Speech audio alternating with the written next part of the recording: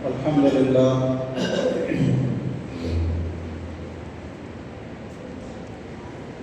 لله نحمده ونستعينه ونستغفره ونؤمن به ونتوكل عليه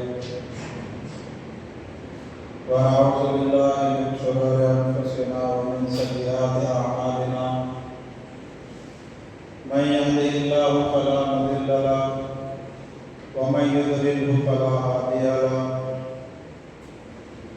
ونشهد أن لا إله إلا الله وحده لا شريك له ونشهد أن سيدنا ومولانا محمدا عبده ورسوله الحمد لله وكفى وسلام على عباده الذين اصطفى أما بعد فأعوذ بالله من الشيطان الرجيم بسم الله الرحمن الرحيم إنما يأمر مساجد الله من آمن بالله واليوم الآخر وقال تبارك وتعالى في مقام آخر وقوموا لله قانتين وقال تبارك وتعالى في مقام آخر فاذكروني أذكركم واشكروا لي ولا تكفرون يا أيها الذين آمنوا استعينوا بالصبر والصلاة إن الله مع الصابرين أو كما قال عليه الصلاة والسلام وقال النبي صلى الله عليه وسلم بني الإسلام على خمس شهادة أن لا إله إلا الله وأشهد أن محمدا عبده ورسوله وإقام الصلاة وإيتاء الزكاة وصوم رمضان والحج وقال النبي صلى الله عليه وسلم الصلاة عماد الدين أو كما قال عليه الصلاة والسلام محترم دوستوں بزرگوں عزیز ساتھیوں اللہ تبارک و تعالی کا بے انتہا فضل ہوا کرم ہوا اللہ تبارک و تعالی نے ہم سب کو جو ہے ایک بہت بڑے مقصد کے لیے اللہ نے جمع فرمایا تو دوستوں بزرگوں اللہ تبارک و تعالی کا بے انتہا فضل ہوا کرم ہوا اللہ نے جو ہے اس کی ایک اہم فریضہ ادا کرنے کا اللہ نے توفیق بخشا اور ایک ایسی کامیابی کا راستہ اللہ نے ہم کو دکھایا ہے کہ اس پر جو بھی انسان لگاؤ کے ساتھ یا جو ہے اپنے من سے پسند نہیں کرتے ہوئے بھی چلے گا تو دوستوں بزرگوں وہ اللہ کی نگاہ میں بہت عظیم اور عظمت والا شمار کیا جائے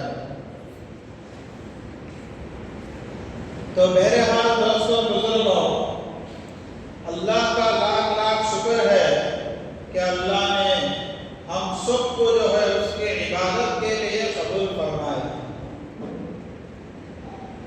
تو دوستوں بزرگوں جیسا کہ آج جمعے کا دن ہے بہت ہی فضیلت والا بہت ہی مبارک دن ہے اور اردو کے اعتبار سے عربی کے حساب سے جو مہینہ ابھی چل رہا ہے سفر المظفر کا تو دوستوں بزرگوں اس مہینے میں جو ہے سب سے زیادہ اللہ کے طرف سے حکم ہوتا تھا کہ سفر کریں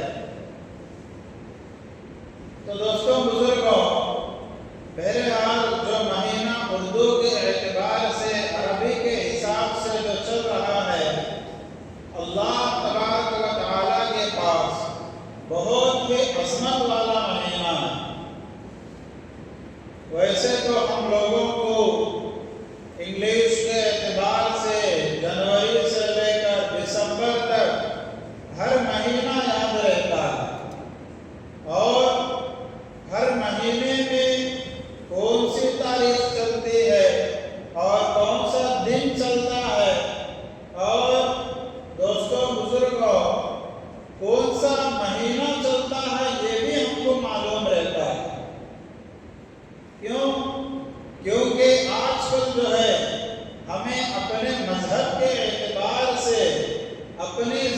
زندگی گزارنا بھول گئے ہیں۔ اگر ہمیں اپنے مذہب کے اعتبار سے زندگی گزارنا آسان بنا لیتے، اگر اپنے مذہب کے اعتبار سے زندگی پر ہم کچھ نہ کچھ سوچ لیتے تو دوستوں بزرگوں، آج ہم لوگوں کو جو اللہ کے نبی نے اردو کے جو مہینے کے نام گنوائے ہیں وہ سب ہم کو یاد ہوتے، وہ سب کے سب آج ہم کو یاد رہتے، اور ہم کو اتنا بھی یاد رہے گا کہ کون سا مہینہ چلتا ہے اور کون سی تاریخ چل رہی ہے، اور آج کے حساب سے چاند کی کیا تاریخ ہے۔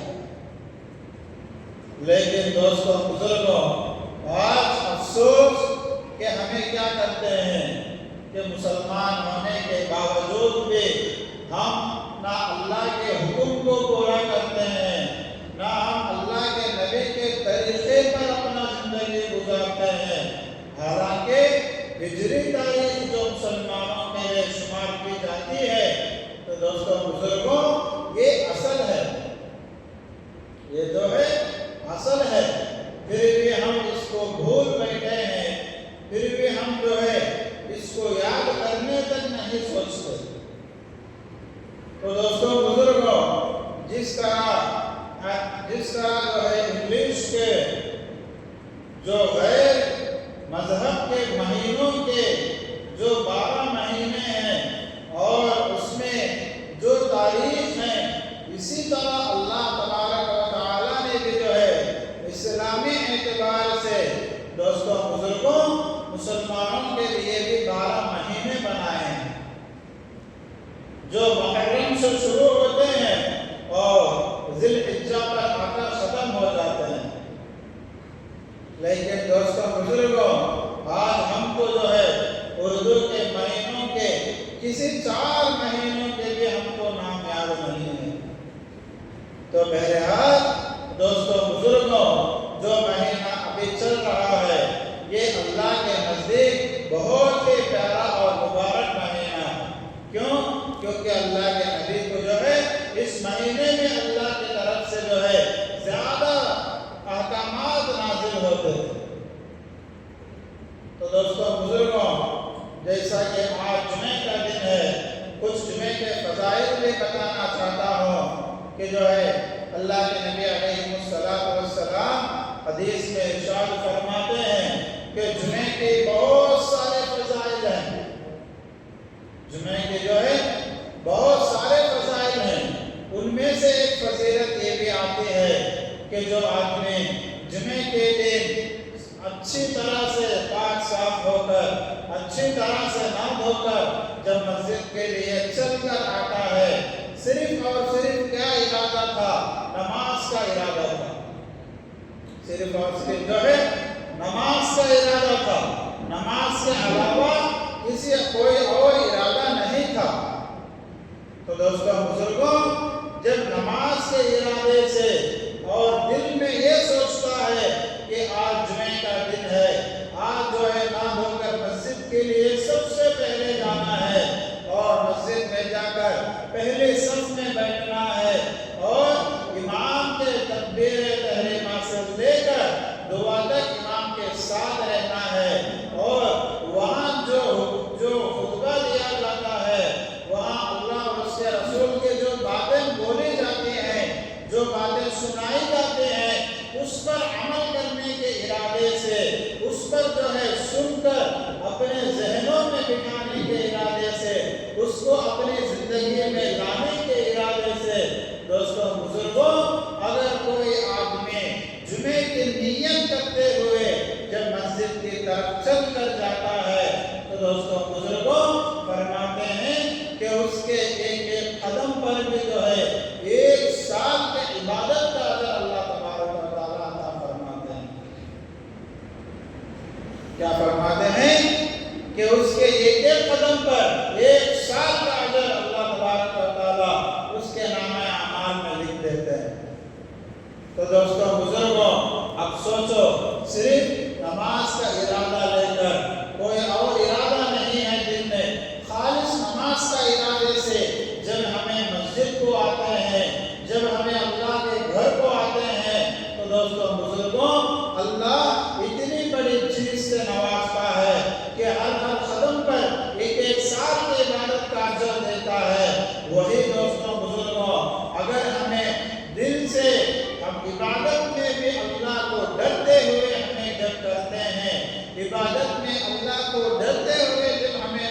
پڑھتے ہیں، اللہ سے ڈرتے ہوئے گناہوں سے رک جاتے ہیں، تو دوستوں بزرگوں سوچو اللہ اور کتنی بڑی بڑی انعامات سے نوازیں۔ اللہ تبارک و تعالیٰ جو ہے اور کتنی بڑی بڑی نعمتوں سے نوازیں گے، اور کتنی بڑی بڑی اللہ تبارک و تعالیٰ کامیابی زندگی میں دیں گے۔ لیکن دوستوں بزرگوں آج ہمارے پاس نہ حدیثوں کو سننے کا وقت ہے، نہ قرآن کو پڑھنے کا وقت ہے، نہ قرآن کو سمجھنے کا وقت ہے۔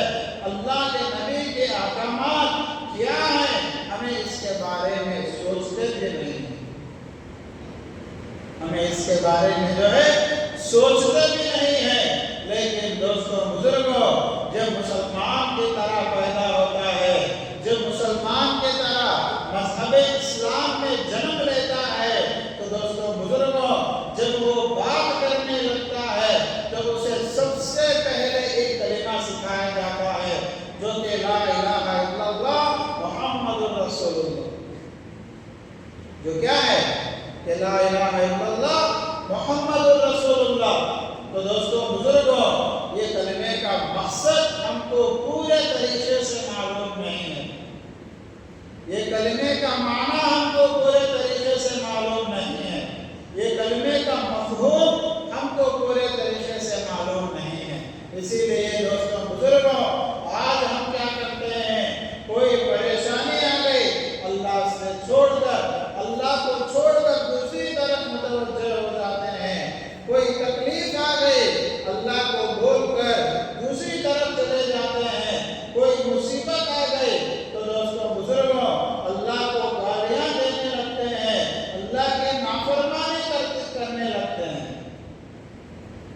دوستوں بزرگوں چاہے جو کچھ بھی ہو جائے، ہم نے جو ایمان مفصل پڑھا ہے کہ والخبر خیرہ وشرہ من اللہ تعالی والبعث بعد الموت، اس کلمے میں آتا ہے کہ جو ہے جو کچھ بھی نقصان ہوا ہے اور جو کچھ بھی نقصان ہونے والا ہے اور جو نقصان زندگی میں ہوگا اور جو فائدہ انسان کو ہوگا اور جو فائدہ انسان کی زندگی میں ہونے والا ہے اور جو فائدہ انسان کی زندگی میں ہو چکا ہے، تو دوستوں بزرگوں فرماتے ہیں کہ یہ سب کچھ اللہ کی طرف سے ہوتا ہے، یہ سب کچھ جو ہے اللہ کی طرف سے ہوتا ہے۔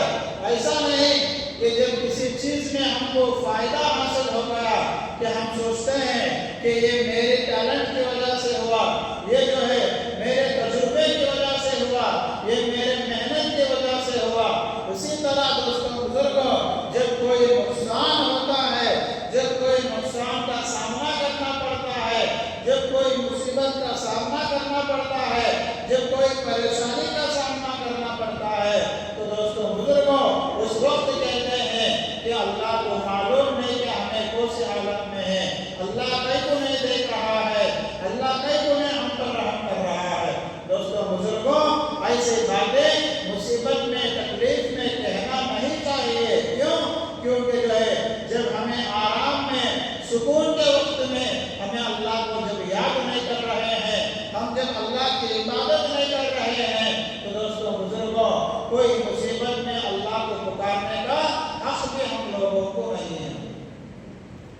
ایک اللہ والے فرماتے ہیں کہ جو ہے بہت بڑے بزرگ ہیں، وقت کے ولی ہیں، وہ فرماتے ہیں کہ جو ہے اللہ تبارک و تعالی ہر انسان کو جس طرح چاول سے پتھر چنتے ہیں، اس طرح ہر انسان کو اللہ تبارک و تعالی چن کر عبادت کی توفیق دیتے ہیں، چن کر جو ہے اللہ تبارک و تعالی انسان کو عبادت کی توفیق دیتے ہیں۔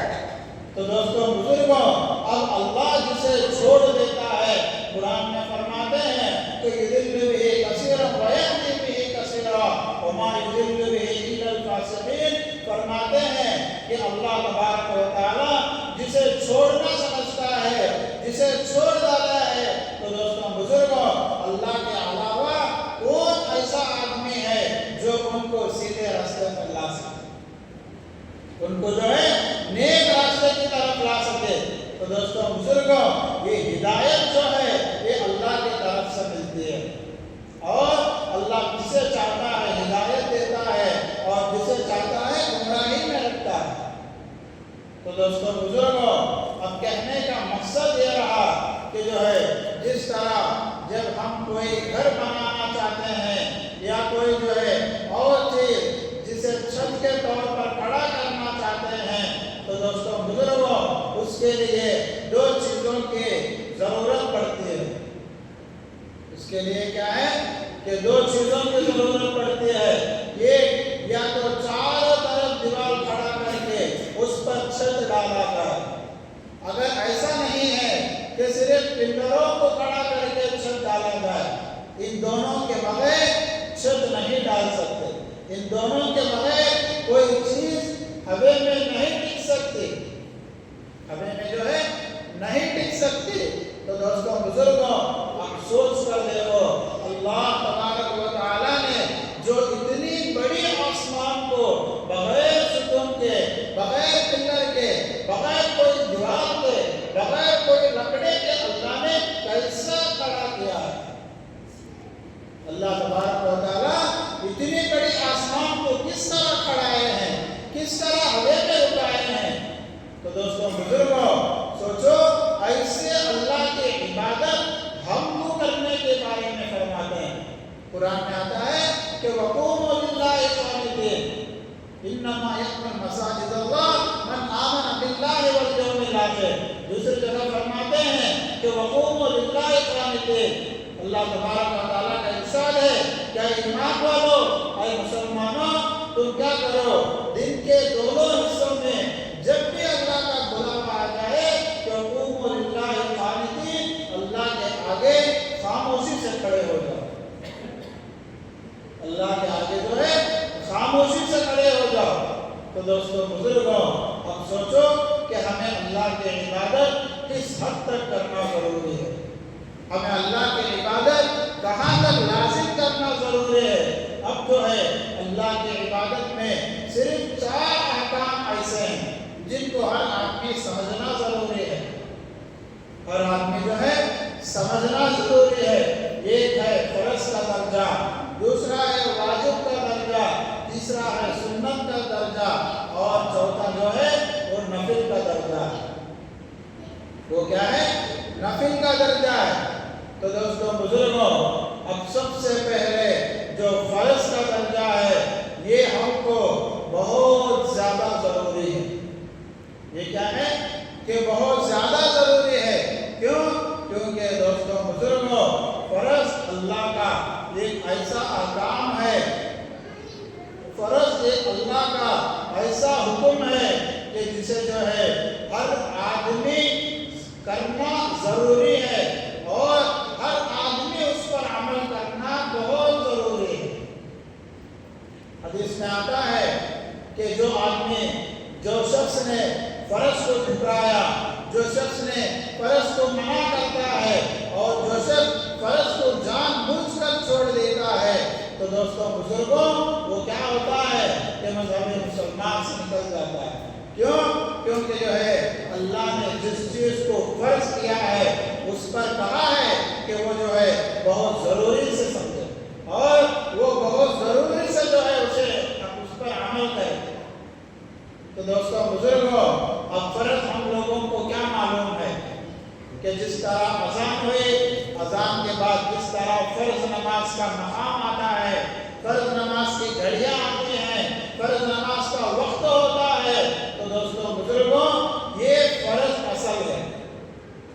اب اس کے بعد بہت سارے جس پر زکوٰۃ فرض ہے وہ بھی زکوٰۃ دینا ضروری ہے، اور قربانی کے ایام میں جس پر قربانی فرض ہے وہ بھی جو ہے ضروری ہے کہ وہ بھی قربانی دے۔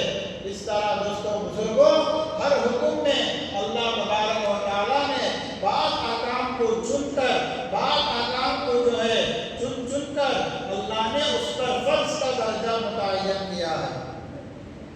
اس پر کیا کیا ہے کہ فرض کا درجہ متعین کیا ہے۔ لیکن دوستوں بزرگوں، آج ہمیں کیا کرتے ہیں کہ جان بوجھ کر अनजाने की सूरत में, अगर नहीं मालूम रहने की सूरत में अगर फर्ज छूट गए तो दोस्तों बुजुर्गों वो बात अलग है। लेकिन कोई जानबूझकर फर्ज को छोड़ देता है तो दोस्तों बुजुर्गों सोचो अल्लाह के निगाह में वो क्या है कि वो बहुत बड़ा गुनहगार है। अब दूसरी चीज क्या है कि वाजिब है। दूसरी चीज वाजिब का दर्जा एक ऐसा है कि जो है जिसका करना जरूरी है, जिसका करना क्या है कि जरूरी है। अब जो है जिस तरह फर्ज के दर्जे में नहीं करने पर मजहब से निकल जाता है, वाजिब के दर्जे में ऐसा नहीं। जब करते हैं तो अल्लाह की तरफ से जो है नामे अमाल में अजर लिखा जाता है और वाजिब की अदायगी लिखी जाती है। इसी तरह दोस्तों बुजुर्गों जब वाजिब को छोड़ देते हैं, वाजिब जैसे काम को तर्क कर देते हैं तो दोस्तों बुजुर्गों उस वक्त जब तक जो है वो वाजिब को हम अदा नहीं करेंगे, अब जब तक उस वाजिब का हक अदा नहीं करेंगे तो दोस्तों बुजुर्गों अपनी जिंदगी में वो गुनाह धोते ही रहेंगे। हदीस में आता है कि जो आदमी वाजिब को छोड़ देता है कि वो बहुत बड़ा मुजरिम है। वो क्या है कि बहुत बड़ा मुजरिम है। अब तीसरी चीज क्या है कि सुन्नत। अब तीसरी चीज जो है सुन्नत। अब हमें इसमें छोटी बात समझना चाहिए कि सुन्नत किस चीज को कहते हैं। सुन्नत जो है किस चीज को कहते हैं। तो दोस्तों बुजुर्गों अल्लाह के नबी ने जिन कामों को कर कर दिखाया है वो तमाम के तमाम सुन्नत है। वो तमाम के तमाम जो है सुन्नत है। और अल्लाह के नबी की जिंदगी में जिन सुन्नतों को अल्लाह के नबी ने एक मर्तबा भी नहीं छोड़ा, हर वक्त जो है यानी हर वक्त में उसको कर कर दिखलाया है कि ऐसी सुन्नत को सुन्नत मुअक्कदा कहते हैं। तो दोस्तों बुजुर्गों अब चौथी चीज क्या है कि नफिल का दर्जा ऐसा है कि नफिल इबादत भी इंसान के लिए जरूरी है। नफिल इबादत क्या है कि इंसान के लिए बहुत जरूरी है। क्यों? क्योंकि दोस्तों बुजुर्गों मुहतरम दोस्तों बुजुर्गों जब अल्लाह तबारक व तआला के सामने क़यामत के दिन हर आदमी पेश होता, क़यामत के दिन जो है हर आदमी अल्लाह के सामने पेश होना है। हर आदमी जो है अपने नेकियों का और अपने जिंदगी का और अपने बुरे अमाल का और अपने गुनाहों का हिसाब देना है। तो दोस्तों बुजुर्गों हदीस में आता है कि जब जो है इंसान अल्लाह के हुजूर पेश होता है, अल्लाह के सामने हिसाब के लिए जब खड़ा होता है तो दोस्तों बुजुर्गों सबसे पहले हिसाब तो शुरू होता है कि वो नमाज का। सबसे पहले जो है कौन सा हिसाब शुरू होता है कि नमाज का हिसाब शुरू होता है। हदीस में अल्लाह के नबी फरमाते हैं कि जो है फर्ज नमाजों का ये खास वजन अल्लाह के पास है। फर्ज नमाजों का ये खास वजन है अल्लाह के पास। अब मिसाल के तौर पर ऐसा समझो कि जो है एक तराजू के दो पल्ले होते हैं और एक पल्ले में कोई अल्लाह के महबूब चीज उसमें डाल दी जाए और दूसरे पल्ले में फर्ज नमाज डाल दिया जाए तो दोस्तों बुजुर्गों अगर फर्ज नमाज का पल्ला भारी हो गया तो दोस्तों बुजुर्गों अल्लाह की रज़ामंदी हासिल होती है। हम जो है इसी तरह जब फर्ज नमाजों में कोई कमी आ जाती है, फर्ज नमाजों में कोई जो है इंसान अधूरा रह जाता है तो उस वक्त अल्लाह तबारक व तआला फरिश्तों से हुक्म फरमाते हैं कि इसके नामे अमाल में जो सुन्नत वाली इबादतें हैं, जो वाजिब वाली इबादतें हैं और जो नफली इबादतें हैं ये तमाम को उठाकर फर्जों में शामिल कर दो। ये तमाम को उठाकर जो है फर्ज इबादत में शामिल कर दो। तो दोस्तों बुजुर्गों फर्ज इबादत में नमाज भी आता है, फर्ज इबादत में हर चीज ऐसी भी आती है जो इंसान की जिंदगी में कुदरत रहते हुए उस पर फर्ज किया गया है। तो दोस्तों बुजुर्गों अब क्या करना کہ جو ہے ان اعمال کو ادا کرنے کے لیے، ان حکموں کو بجا لانے کے لیے، ان حکموں پر اپنی زندگی گزارنے کے لیے دوستوں بزرگوں سب سے پہلے جو ہے اللہ کے گھر کو آباد کرنا۔ سب سے پہلے کیا کرنا؟ اللہ کے گھر کو آباد کرنا۔ میں نے بارہا ارشاد فرمایا ہے کہ اللہ کے گھر کے آباد اپنے جان سے بھی کرنا اور اپنے مال سے بھی کرنا اور جو ہے ہر چیز سے کرنا جسے اللہ نے استطاعت دیا ہے۔ اللہ تبارک و تعالیٰ نے جسے جس چیز کی استطاعت دیا ہے، جسے جس چیز کی جو ہے اللہ نے طاقت دیا ہے، ان تمام چیزوں سے اللہ کے گھر کی کیا کرنا کہ جو ہے آباد کرنا ضروری ہے۔ کیوں؟ کیونکہ دوستوں بزرگوں جب اللہ کا گھر آباد ہوتا ہے تو اس بستی میں اللہ کا گھر ان بستی والوں کے لیے دعا کرتے ہیں۔ ان بستی والوں کے لیے جو ہے اللہ کا گھر دعا کرتے ہیں کہ اللہ جن لوگوں نے مجھے آباد کیا ان بستی والوں کو بھی جو ہے بلکہ پوری دنیا والوں کو اسی طرح آباد رکھ۔ جب کوئی مسجد ویران ہو جاتی ہے دوستوں بزرگوں، جب مسجد کی کوئی بد دعا لگ جاتی ہے تو دوستوں بزرگوں یاد رکھو، خیال رکھو کہ اللہ کے نبی فرماتے ہیں کہ جو آدمی مسجد کی دعا لیتا ہے اس کی جو ہے نسلوں تک کامیاب ہو جاتی ہے، اور جو آدمی مسجد کی بد دعا لیتا ہے، جو آدمی مسجد کی بد دعا سے جو ہے اپنی زندگی میں کامیابی تلاش کرتا ہے تو دوستوں بزرگوں یاد رکھو کہ مسجد کی بد دعا لگنے کے بعد اس کی تمام نسلیں ایسی ہو جاتی ہیں کہ جیسا جو ہے ذلیل ہوا پھرتا ہے، جیسے جو ہے ذلیل کی حالت میں پھرتا ہے۔ تو اسی لیے دوستوں بزرگوں کہ سب سے پہلے کیا کرنا کہ مسجد کو آباد کرنے والے بننا، مسجد کو جو ہے آباد کرنے والے بننا۔ اور دوسری چیز کیا ہے کہ مسجد کو آباد کرتے ہوئے مسجد کے بارے میں فکر کرنے والے بننا اور 5 وقت کی نماز اپنی زندگی میں ادا کرنے والے بننا۔ تو حدیث کا اللہ کے نبی فرماتے ہیں کہ ایک مرتبہ صحابہ سے فرمایا، اے صحابہ کسی گھر کے کوئی گھر ہے، وہ گھر کے سامنے ایک نہر جاری ہے، وہ گھر کے سامنے جو ہے ایک نہر جاری ہے، اس میں بہتا ہوا پانی جا رہا ہے، بہت زور سے جا رہا ہے۔ تو اللہ کے نبی نے صحابہ سے فرمایا، اے صحابہ اگر کسی کے گھر کے سامنے ایسا نہر ہے اور وہ گھر والا اس نہر میں 5 بار دن میں پانی نہاتا ہے تو سوچو وہ اس طرح وہ گھر والے کے جسم میں کوئی میل باقی رہے گا؟ تو صحابہ نے عرض کیا، اے اللہ کے نبی اگر 5 بار پانی نہاتا ہے تو اس کے جسم پر میل باقی کہاں رہے گا؟ تو اللہ کے نبی نے فرمایا یہی مسلمانوں کا حال ہے، یہی ایمان والوں کا حال ہے۔ جب ایمان والا، جب مسلمان 5 وقت کی نماز پابندی سے ادا کرتا ہے تو دوستوں بزرگوں اس کے نامہ اعمال میں سے بھی اللہ تبارک و تعالیٰ گناہوں کو مٹا دیتے ہیں۔ اس کے نامہ اعمال میں سے اللہ تبارک و تعالیٰ کیا کرتے ہیں؟ گناہوں کو صاف کر دیتے ہیں، گناہوں سے پاک کر دیتے ہیں۔ تو دوستوں بزرگوں اسی لیے کیا کرنا کہ سب سے پہلے جو ہے اپنی زندگی میں نماز کا عادت ڈالنا اور اللہ کے حکموں کو پورا کرنے کی کوشش کرنا اور مسجد کو آباد رکھنے کی کوشش کرنا۔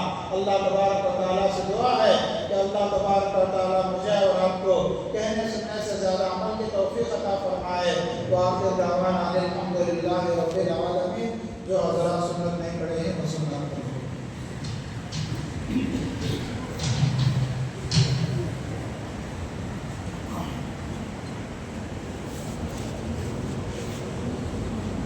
ٹکا